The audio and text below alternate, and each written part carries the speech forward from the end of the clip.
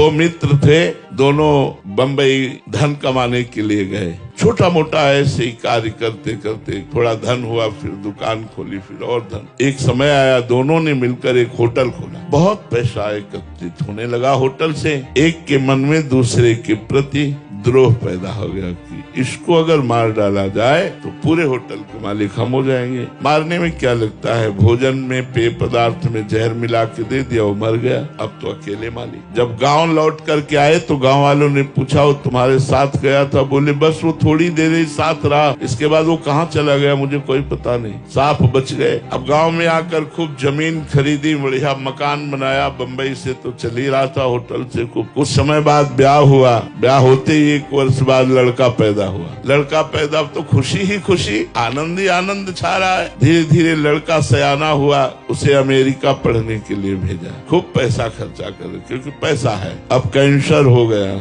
लड़के को। अब ऐसी उल्टा चक्र चला कर्म का। फिर पैसा खर्चा होना शुरू हुआ। धीरे धीरे जमीन बिकी, होटल बिका, सब बिका, कर्जा हो गया। अब पैसा खर्चा करने के लिए नहीं। तब लड़के को बीमारी अवस्था में फिर घर लाए और पैर छाती से लगा के उसके रख के रो रहे थे, बेटा अब क्या करूं? तो उसने कहा, बेटा अब क्या करूं? एकांत में जो जहर दिया था उसी का कर्म फल तुम्हें देने के लिए मैं आया हूं। मैं तुम्हारा बेटा नहीं। देख, तेरा सर्वनाश करके अब मैं जा रहा हूँ और तू जीवन भर अब तड़पेगा और दुखी रहेगा और कष्ट को भोगेगा। यदि आप पाप कर्म करेंगे तो आपके घर में ही वो पाप कर्म कोई रूप लेकर ऐसा पैदा होगा जो जीवन भर आपको दुख देगा, क्लेश देगा, अशांति देगा।